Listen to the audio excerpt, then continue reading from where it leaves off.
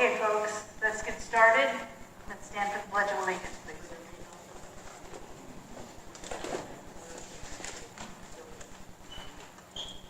Ready to go? I pledge allegiance to the flag of the United States of America, and to the republic which stands, one nation, under God, indivisible, with liberty and justice for all.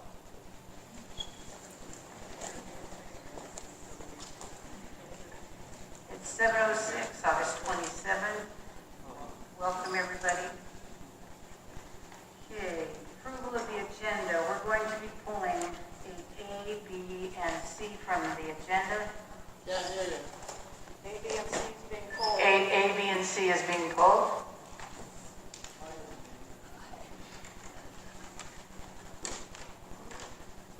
And then we'll start with public comment. 3-minute time limit per person. Action will not be taken on matters considered during this period until specifically included on an agenda as an action item. Please state and spell your last name. And between times, please remain in your seat so it can be sanitized at the podium. Thank you. Linda Bromell, Bromell. I have two things. One, on Valley View and Amargosa Farm Road. The 35-mile-an-hour sign used to be if you're headed toward Martell prior to getting to Valley View. Now you go past Valley View, past St. Asher, past Santa Rosa, past about two other places before you get to Martell for the 35. It needs to go back to east of Valley View. And the trucks are insane. Mae Vassar has a heck of a time just getting out of her driveway. These guys are flying through there. And it's not just the trucks, it's cars and pickups. And there's been a lot of big rigs going through there. We're going to cream her, and I'm sure he can lose her. She's one of the best people we got in this valley. There should be a sign that says, slow down, and then a 35 well before you get to Valley View. There's a lot of turning there. The other thing, there seems to be a lot of people running out of water in the valley. And I'm not sure it's fair that we should have to pay to dig our wells deeper when these agricultural wells are being drilled, from what I understand, and they're taking our water. Is it fair that we should have to pay to drill ours deeper when we're over-allocating the water, obviously? I don't know if there's a way to put a moratorium on it until someone checks into this, but there's a lot of people running out of water, and we can't get people out to fix it. Great Basin just pretty much doesn't come out at all. So there's just one guy. Is it in a certain section? If you don't mind me asking. Tamarack's having a problem. Brushwood's having a problem. I think, John, you're even having a problem, aren't you? On McCoy? I don't think he heard you. Foster's having a problem on McCoy. Anywhere where you're near an agricultural well. And unfortunately in the state of Nevada, if they got water rights, they can drill. Somehow we got to stop this. Okay. Thank you, Linda. Chairman, can I add? I thought perhaps it was just because I'm not a driller on my property that I was hearing all this. So I'm glad to hear it from another source. Yeah, Jackson, Randy Jackson says he's got 5 customers waiting for water, 5 customers with dry wells. And he won't speculate on the cause. He speculated on it. I was going to say he's too smart for that. And also on the street signs, I petitioned years ago. I petitioned for a street sign, Children at Play on Brushwood, and the road department said, "Fine, get the town board to send us my action item, a recommendation," and then boom, the sign went up. So I guess you're coming to the right people, because the road department wants it to come through the town, the request. So, and yeah, we don't want to lose May. So thank you, Linda. Commissioners, almost, since it requires board action to come to the VOCC, could we do an emergency meeting to do that and present it at the VOCC? When's the next VOCC? Tuesday, right? So,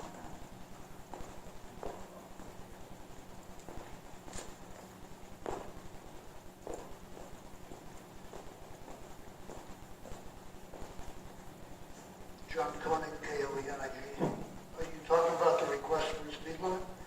I would just gin up a letter to Public Works, send it to Tim Dahl. Doesn't have to come to the board. Tim will probably get the engineer out here to do a speed study like he did with the stuff we're doing right now. Once the speed study is done, if speed study agrees with what they want, it will get fixed. Speed study doesn't, he'll come back to you and you can make a decision, or come back to us and we think I'm not sure which. You don't need a board action to send a letter. okay, thanks. Linda? May I ask you another question? Did that sign get knocked down and moved? Was it at one point where you said, May said it was there years ago. She knows Okay. what happened to it. It's just, when things go away, they never come back. okay, so this side of Valley View? Yes. Okay, all right, thank you.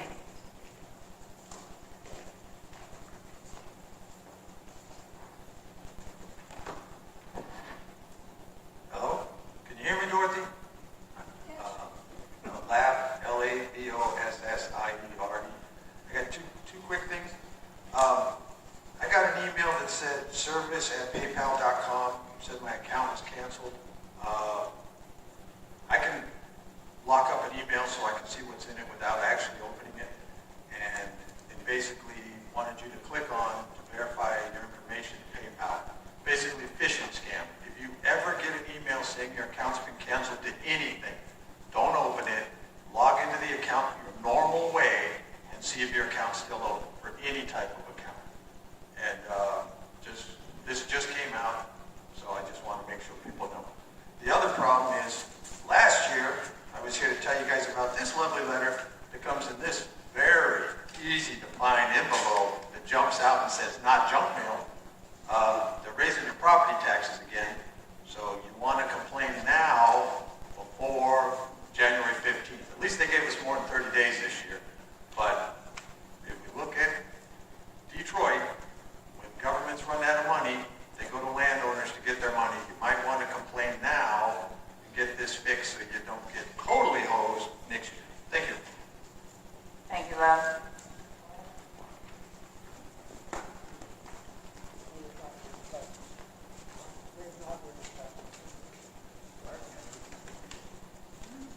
Is there anybody else for public comment?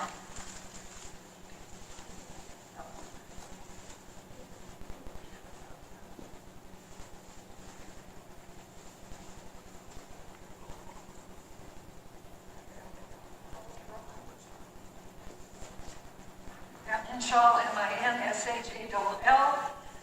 To go into what Lab was saying, I got an email from Wells Fargo. I can't remember what it asked me, but I called Wells Fargo, and there was a number, an identification number about what the problem was, and it turned out that it was a fraudulent number, but that they do have numbers that aren't fraudulent. And I said, well, how are we supposed to know? So I suggest, I beg with Wells Fargo, I will not open any email from Wells Fargo. Thank you, Beth. Anyone else? Okay, we'll move along to the fire department report.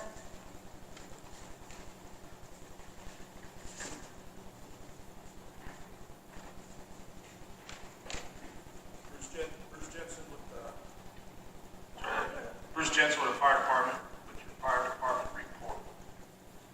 We had 21 calls this month. It's a pretty busy month for us.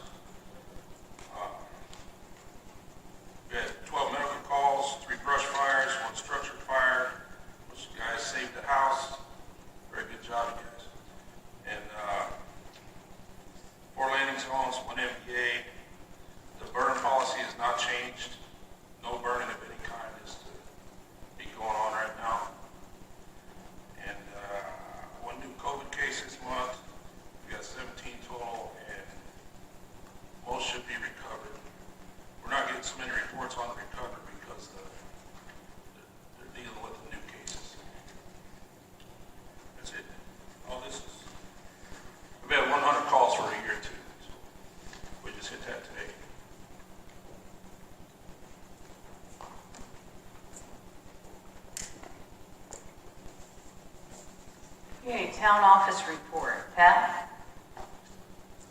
Possible action, discussion, and deliberation to approve the vouchers for payment as presented. Yes, well, let's see. Make a motion. I make a motion that we approve. I've gone all over and approved all of the charges that were made. Voted? I'll second it. For comment, yeah, it's real important to me to see your initials on these invoices. Thank you. Call for the vote. Aye. Aye. Trevor, aye. You want to go with expenditure report for us, please? Well, as of August 17th, we are looking great. And if you have any questions, please ask, and I will try and address them.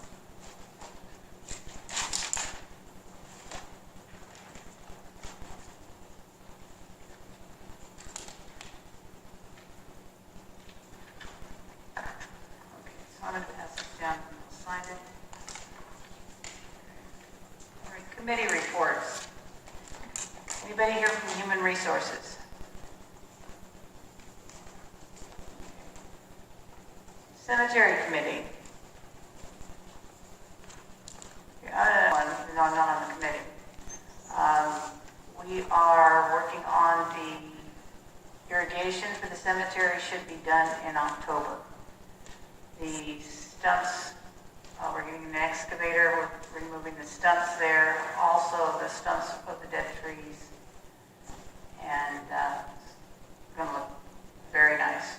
And isn't there a $5,000 grant that we're going after for the landscaping?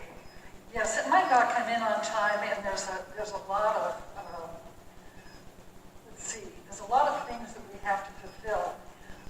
One thing I am interested in, and have not called yet, is if we can get forestry. I believe there's half a mile of planting to be done, approximately. And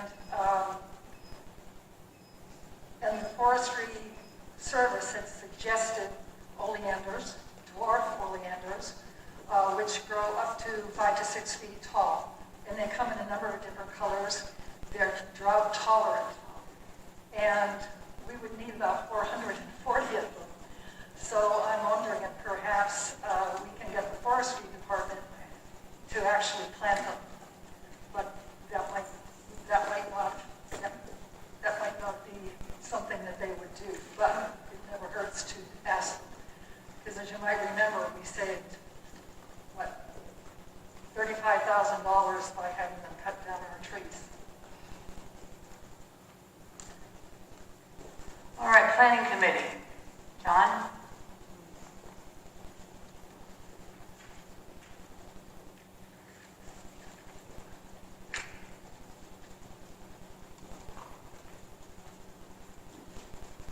John Boss for Planning Committee, VOSTA. On the 11th, the main topic was the in-depth permit for the Louder, John, please. Academy School. Push the button. Push the button, John.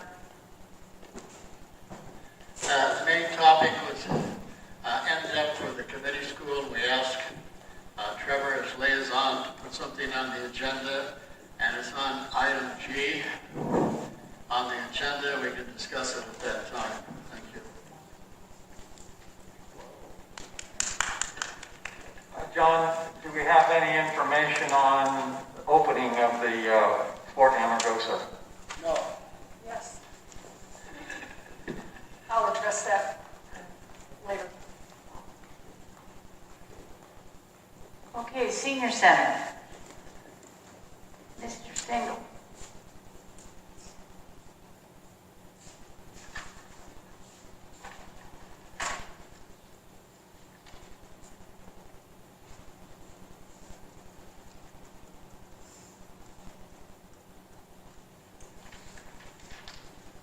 Kurt Stengel, Stengel.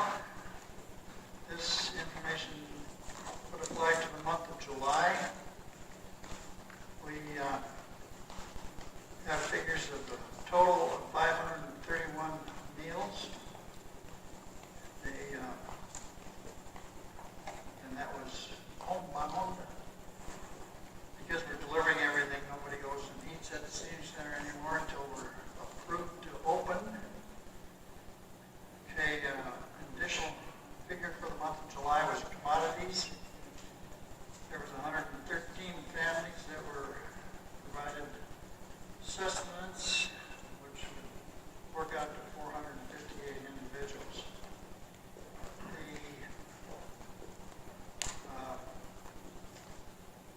The utility expense will be brought up to date next month.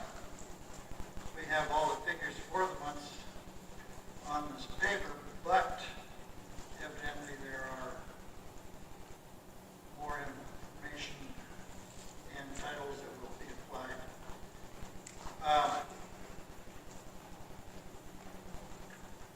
Let's see here.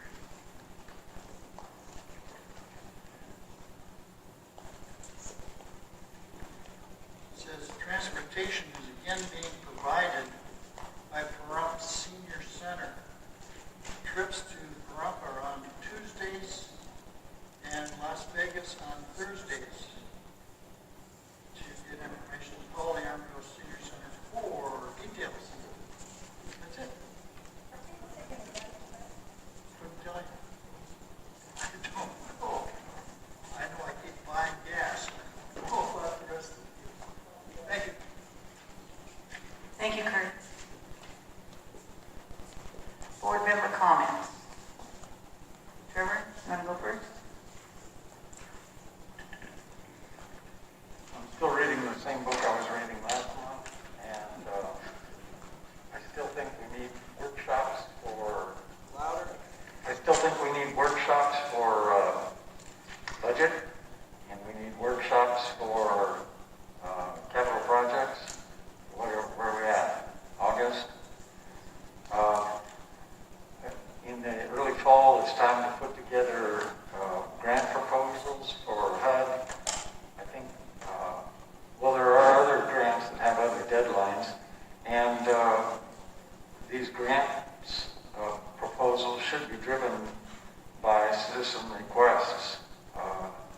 We have some capital projects meetings from last year that we can look at, but we might need to relook at that, and we might need to hear more from citizens. Thinking. More citizen involvement, for sure. Pat? Yes, Fort Amargosa,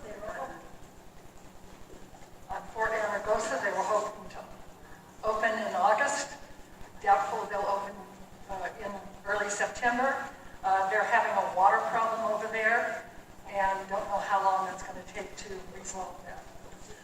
Anvil, if you've noticed, is almost completed, and I'm not sure about power line. It's not gone down there.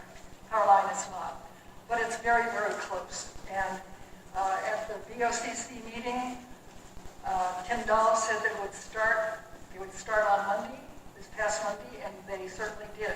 They've done a great job. It does look like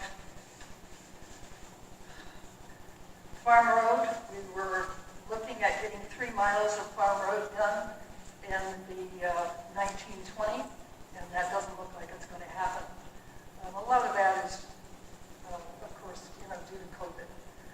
We did put a block grant in for a request for a community generator that would take care of this building, fire, ambulance, library, medical center, and hope that will come through, but will not get a definite response on that until 2021.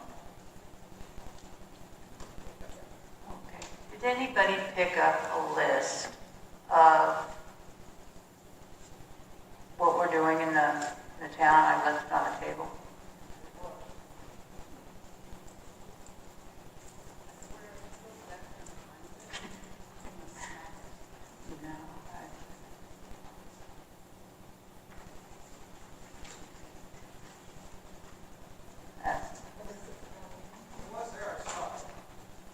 Yeah, I saw it, that's why I figured somebody picked it up. John, did you pick up a list that just lists of, like, starts with 26 circuits or something? Yeah, 90 things, that's the one. Oh, good. I'd have had nothing to say. Bring it back. No, you're not blind. I figured somebody picked it up and weren't listening. Okay. This is the positives, because you know I like to think in the positive. For the last 90 days, we have 19 circuits and 4 new time clocks in the park that are all operational. 7 tree lines with all emitters are working, so even the ones in the back here, in the back of the park, all of the tree lines are working, all of the sprinkler systems are working, and the 3 lawns by the community center, the library, and the clinic, they're all growing now. They're not dirt. All park equipment is working. And on that note, we had a line break on the tractor, and I want to publicly thank, and we'll send a letter to the dairy. It could have been a disaster for us and lost a day of work. They came out and fixed it for us. So that's community, it's businesses, we're all getting along, so that's great. We are cleaning up the dump in the back of the park, and it's taking a little longer than we thought, but we're getting there. New and improved irrigation system in the cemetery will be working by October, that, as I said before. The town park and county road crew helps the school with landscaping the track in the back. I don't know, I used to walk it and it had holes and all that. And I asked Diane George if there was anything we could do for the kids, and that was one of the things. And the park will be ready for them to use as well. We started turf management and aerification and soil amendment program for the park. The baseball field is cleared and operational, and Acres donated a home plate, so that's installed. The town office was notified early morning that rural bars were granted exception to open, so we notified Longstreet and State Line, and they opened Friday evening. We're disinfecting the bathrooms, the tables, the chairs, etc. prior to the meetings. We need more equipment, which is a steam cleaner, which we'll talk about later in this. The community fire extinguisher service, which we paid, the town paid for. We did, I believe, 28 fire extinguishers. People brought them in, we serviced them for free, and they picked them up. The fire department, the community center, the clinic, the library, plus 20 local families brought their, 20 local families, I'm sorry. And then our own fire extinguishers brought their personal extinguisher for a yearly service. So those are my comments. Go to general business. Okay, we'll go to 8D for possible action, discussion, and deliberation. The Amargosa Valley Town Board to appoint Carolyn Allen as liaison to the fire department. I make a motion to approve. Motion. Second by Trevor. Okay. The reason we're doing this, Trevor's been the liaison, Melanie was the liaison, and we are joining forces with Beatty, Mike Harmon, and we're going to do joint training classes and recruiting and things like that. So I want to work closely with the fire department to help gain more volunteers. Okay, call for the vote. Oh, any more? Yeah. Oh, public comment. Is there any public comment? For comment, I'm good with this. I did it for a long time. I don't feel put out that you're going to do it for a while. I got no problem with that. Thank you. Any public comment? Okay, call for the vote. Aye. Aye. Trevor, aye. All right, 8E for possible action, discussion, and deliberation. Board to approve purchase of North Star pressure washer, steam cleaner plus Honda generator to improve cleaning of the park and town equipment, cleaning, disinfecting, and sanitation of park and town equipment, plus park bathrooms, community center bathrooms, kitchen tables, chairs, bleachers, and entry areas. Total cost with shipping not to exceed $6,300. I make a motion to approve as stated. I'll second that. Discussion? Yes, I know that Mike did a lot of research on this to get us the best price. This is something that we really don't have a choice about. We're going to be having children coming into this facility, as well as hopefully in the future opening it up to more than 50 people. And we do, because of COVID, we do have to do intense cleaning. So this is really necessary, and we really don't have a choice. This is something we really need to do for all of our protection. Kurt, can you come up, please?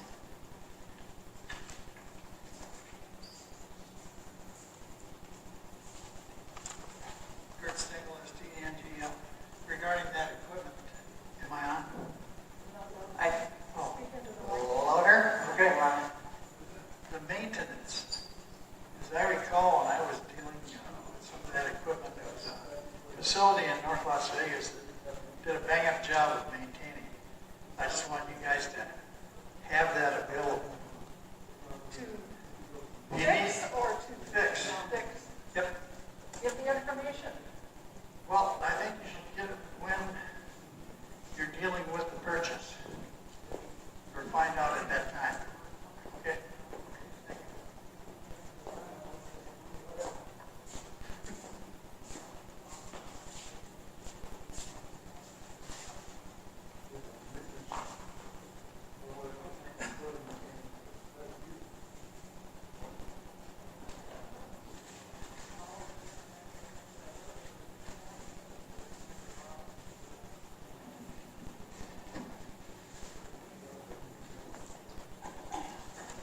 John Conning, KLEIG.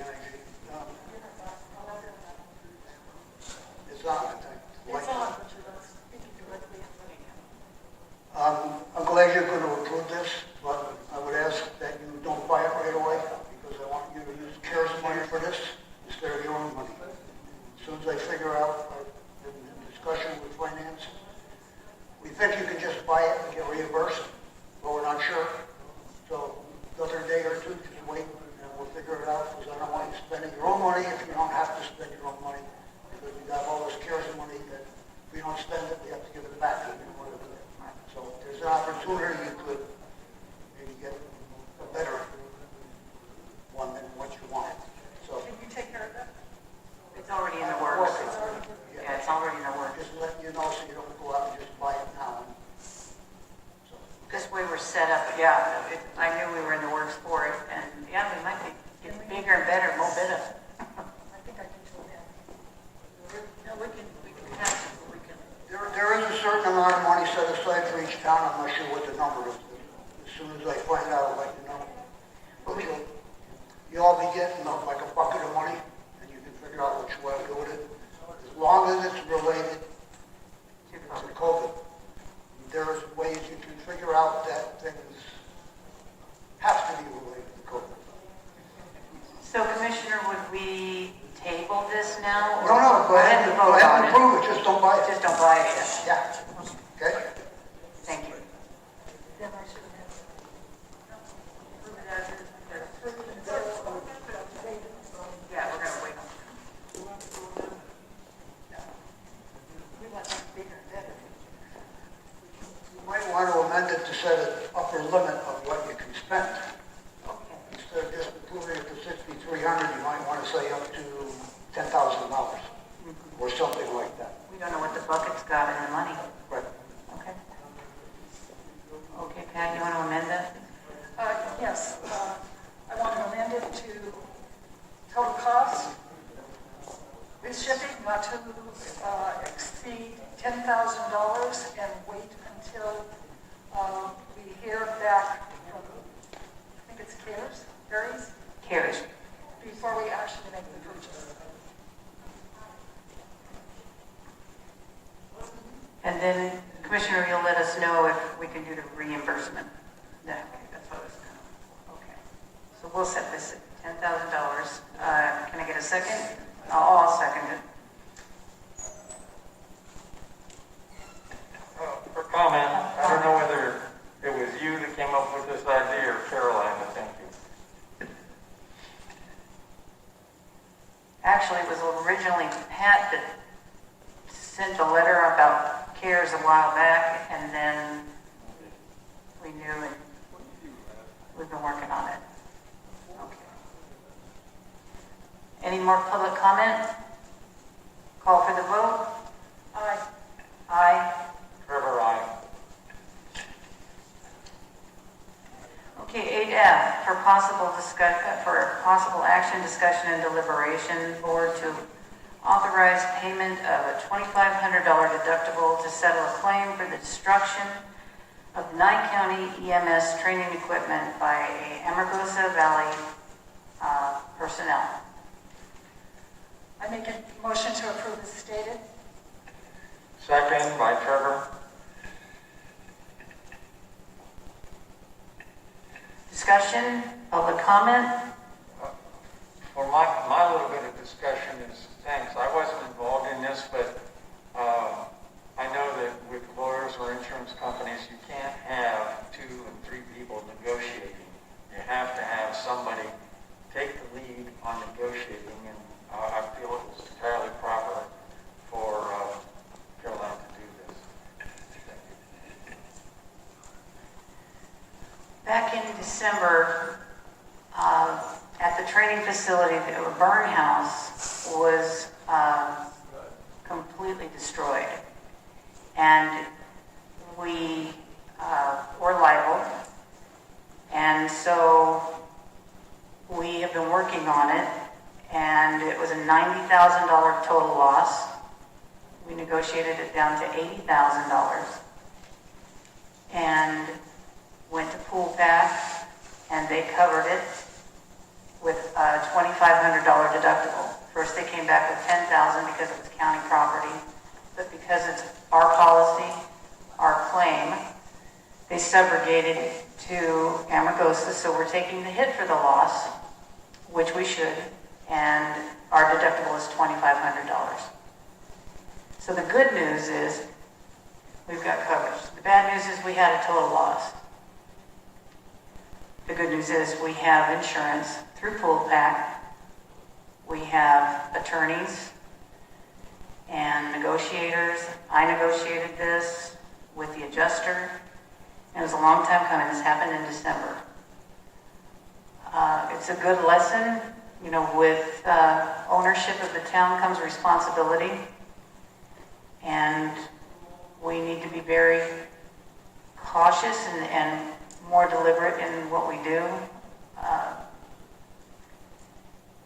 And unfortunately, you know, this couldn't be helped, but we've got coverage. So it is a $2,500 deductible, and that's the good news. Anybody want to make public comment? Call for the vote? Aye. Aye. Trevor, aye. 8G, for possible action, discussion, and deliberation. Board to send a letter to Nevada Department of Environmental Protection requesting an on-site inspection of NDEP, engineer of the Marwood Wastewater Treatment Plant for groundwater discharge permit NS 2020503. Inspection to certify that the plant is operating properly. A, they want a copy of July 7th NDEP notice regarding the permit. Questions submitted, the planning committee and a group of citizens put together questions submitted to the NDEP regarding status and operation of the wastewater treatment plant. We received the answers back from NDEP to the questions, which is all in your backup. A copy of the Bureau of Safe Drinking Water permit for the Academy facility. Can I get a motion? I'll make the motion. I expect we'll hear from John, but I'll make the motion, please. Second.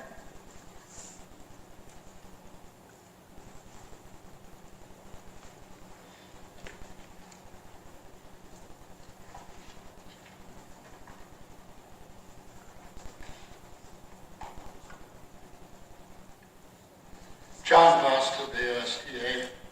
I'm concerned about the permit. You have 2 ribs. They're supposed to have 3 monitoring wells within 200 feet of the ribs. They have 1. They're supposed to have 1 monitoring well upgraded, 2 monitoring wells downgraded. They are using drinking water wells to monitor the groundwater. It's not specified who's supposed to take and do the water testing on the monitoring wells. They took and gave a couple of well logs that were not noted by the Department of Water Resources. Department of Water Resources show that they have 3 drinking wells. One of them is the well, they have 1 well number saying that it's plugged. It is the same well number as the permit that they're pumping from. So I don't know what they plugged. And they also had 1 monitoring well, and those 2 permits were in the Las Vegas office. I don't believe the Carson City office has those well logs. I sent an email August 17th to Mark Gutner. He responded today at 4 o'clock that because he was busy, he misplaced the email and asked me to resend it. And those are the questions that I asked.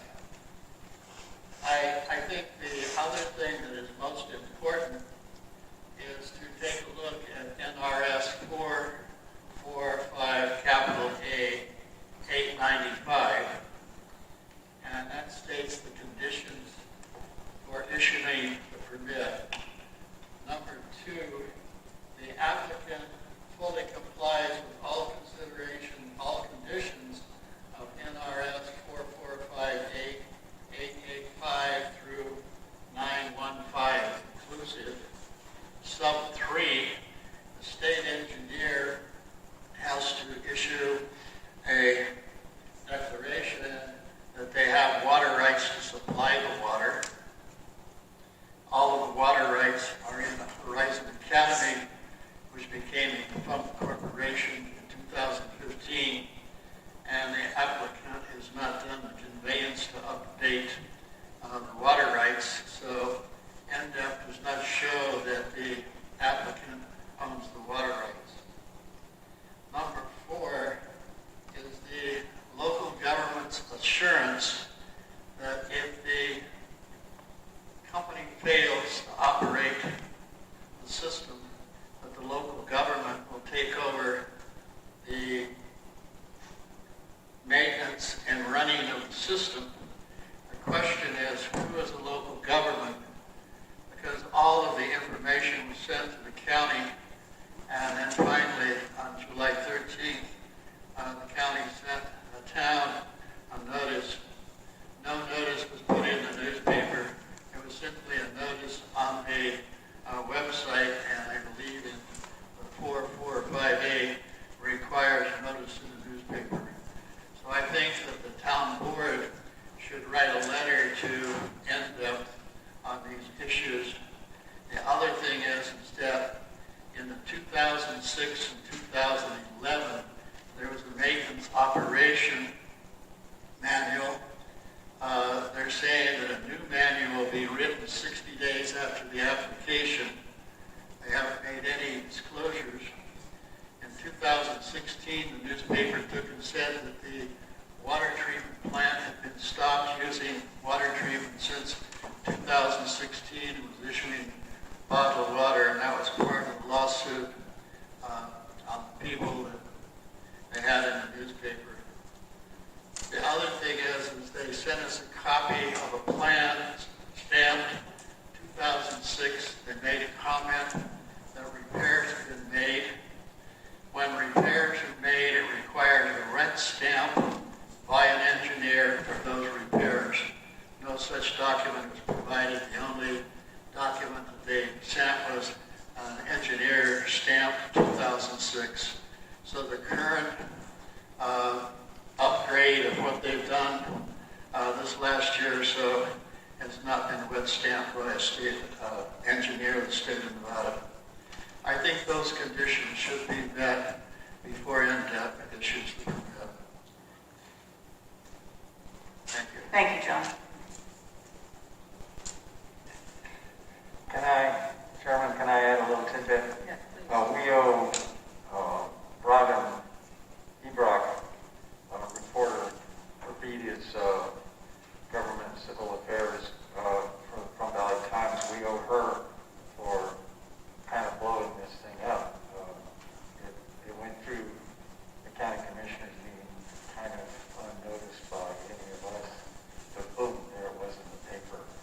So, yeah, we owe big time. Commissioner Koenig had forwarded the letter to me. I was as I said before, I was in the hospital, and we had a deadline of, I think it was August 3rd, so I requested the time that I was in the hospital, so I requested it to the 14th. And we got our questions in. It was a good job by all, and John will definitely do that. I want to get an engineer out there, because once they stamp that, somebody had said they didn't even know it was ever really finished. So, Hello? I'm going to try to be briefer than John. First off, I do want the academy to get the permit.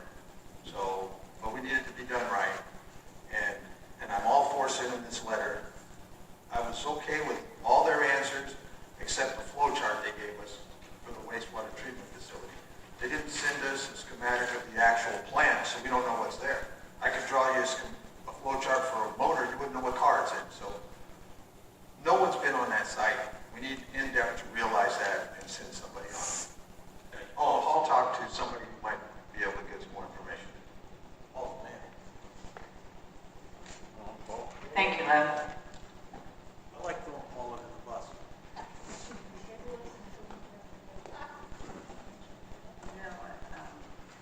I don't want to table this because we're gonna write the letter, and I think we're gonna use John's information, but I want to get this out there because we asked for the extension to August 14th. And when we first got the letter,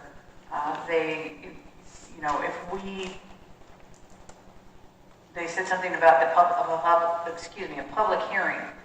So I came right out and asked Elizabeth Kingsland when we started talking about it if they were intending to do a public hearing, and the answer was no. So it's incumbent on us to get the information and press forward with this. I believe by the statute, if enough people send in protests, I believe that they're supposed to have a public hearing here locally. I think the thing that is important is there's so many questions.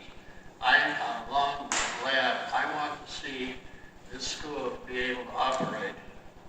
But I think also they need to abide by the law, and where it requires 3 monitoring wells, not 1. And they're using drinking water wells as monitoring, and those drinking wells are more than 200 feet from the webs.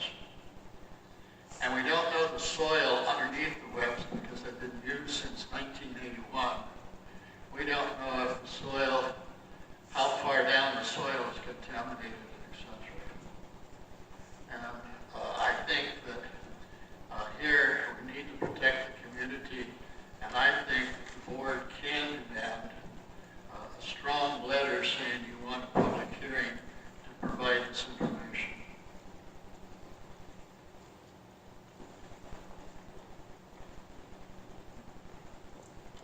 Is there any more public comment? I think I've been working with Elizabeth Kingsland on this. That's behind the scenes. We don't know what you've done. forwarded everything to you, and they've been rather helpful. They said there was no intent to do a public hearing. They did a temporary permit. So I think if we do it the right way and ask these questions, and if it's not answered correctly, I want the negotiations to keep going. And if we don't get the right answers, then we can ask for a public hearing. But in all fairness, when they,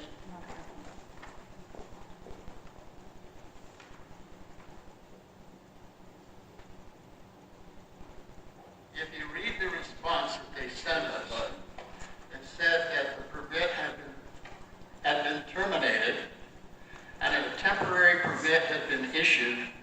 We were not notified of the temporary permit. We don't know what the temporary permit says. We don't know who took out the temporary permit. And there's too many unanswered things. And just take and say, oh, we have a temporary permit. When was it published in the paper and when was the public informed? There's no information to the public. And the law requires that the public be informed.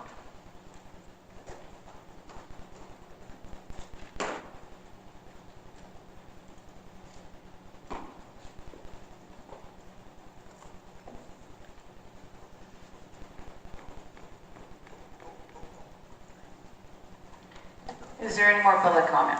Sure. Anything to add? Just to agree with you, this is a necessary step, and it's a preliminary step. It's almost a timid step. We're not asking for anything extraordinary. We're just trying to get caught up. One of the things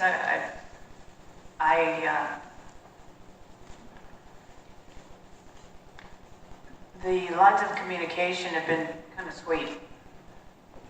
As Trevor said to me on the phone, it's government working at its best, as it should.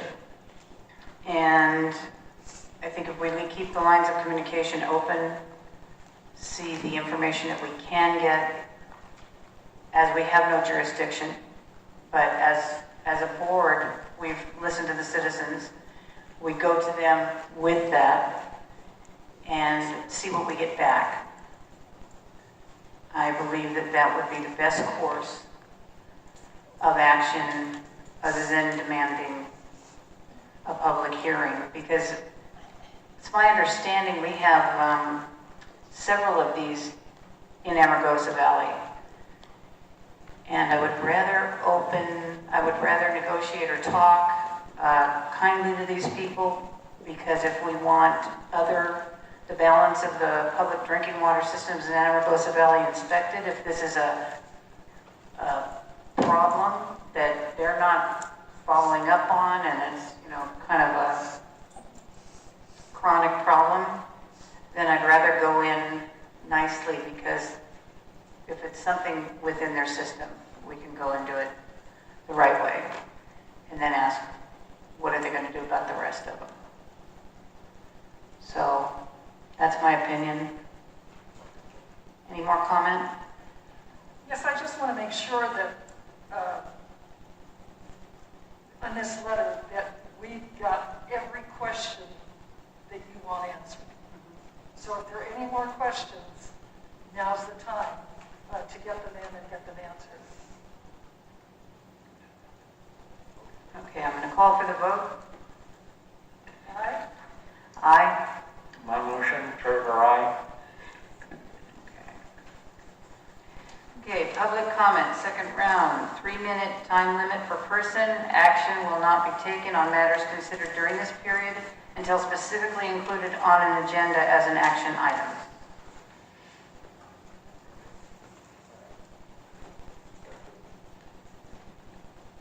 Lab, I don't normally pull this one off. I'm the commander of the American Legion out here, and we perform at that cemetery. I do not want oleanders out there. If we cover up the cemetery from the road, we barely get the maintenance done now. Trees are fine as long as we can see in to see the ground, but the tumbleweeds will take over that cemetery if people don't see it if they drive by. That's, you know, that's what'll happen. And I don't want to be doing ceremonies and tumbleweeds like we did a few months ago. It was horrible. It was embarrassing. And we have to be able to see the ground or that won't be maintained. We can say the people we got right now are going to do a good job, but there's no guarantee that they're going to be here 5 years, 10 years, 20 years from now. We need trees that you can see through, so at least at ground level, so we can keep an eye on the tumbleweeds as we drive by. Thank you. Thank you, Lev. Can I add to that? Thank you, Lev. I have oleanders at my place, and part of the problem with my fire is I had gotten, I think, maybe 2 years behind on raking leaves, and the fire ran down the oleander row. One of my neighbors has oleanders that go up about 25 feet. I didn't know there were varieties, a dwarf variety. But one thing I can't argue is that they're drought resistant. Tim Jacobs had a row of them out there that were dead for 20 years. And he put water on them, and every single one of them came back. Yeah. They could maybe go in the back of the property. We've got a plan, we know where the crosses are. You know, the majestic, the real tall cypress. It's a real pretty plan that we're working with to just, you know, showcase those crosses, because that's pretty back there. But I don't know. Yeah, oleanders are not my favorite thing, but and neither are salt cedars, but nobody asked. Any more public comment?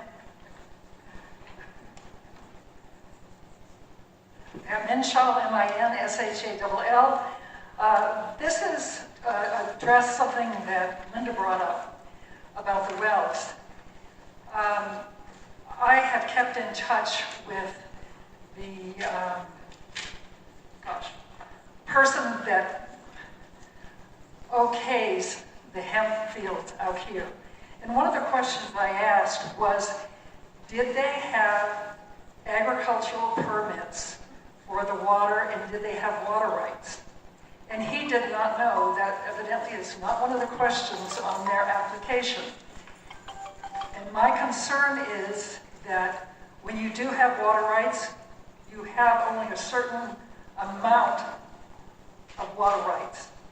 Who is keeping track that we're not going over, or that the people that are not going over, and if they are going over, what is their responsibility if they do go over their allotment?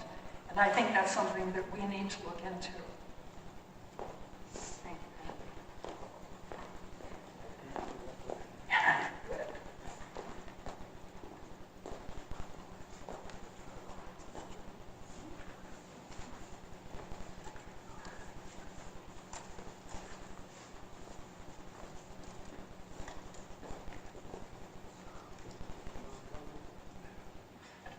John Koenig again, KUE-NIG.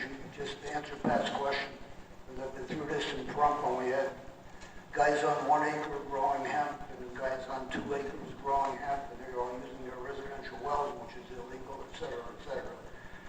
And you're right, the ag guys do not keep track of the water.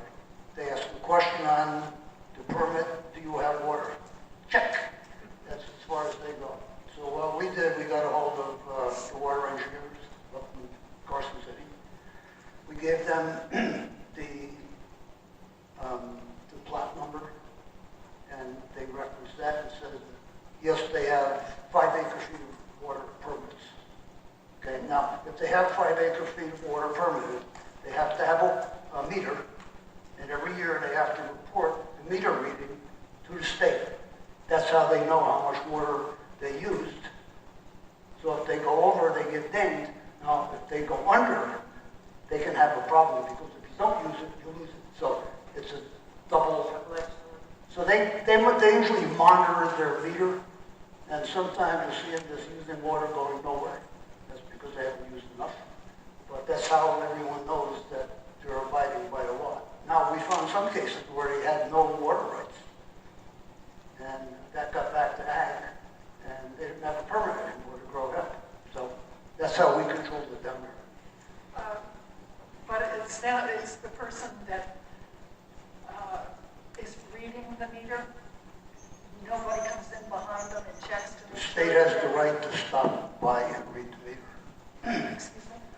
state has the right to stop by and read the meter.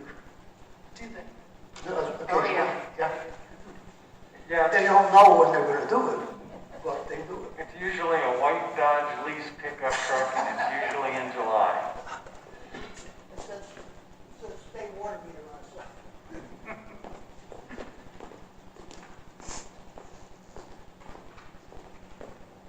John Boston, I would appreciate if you would determine with Mr. John Koenig who the local authority is.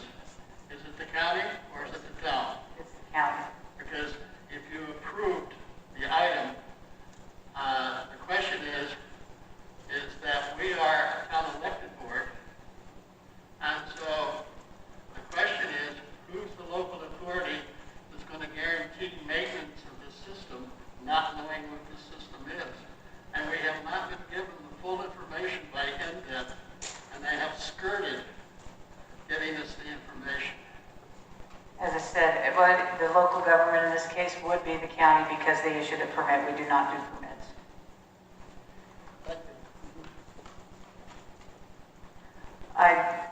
I have a comment, because I forgot to put it in my positives.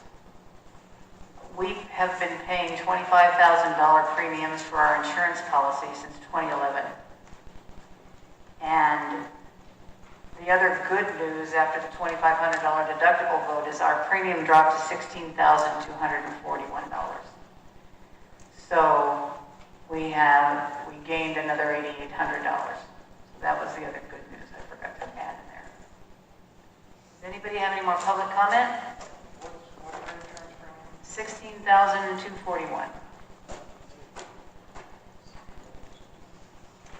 Same coverage, same $2,500 deductible. Okay, I'm going to call this meeting adjourned. Thank you very much.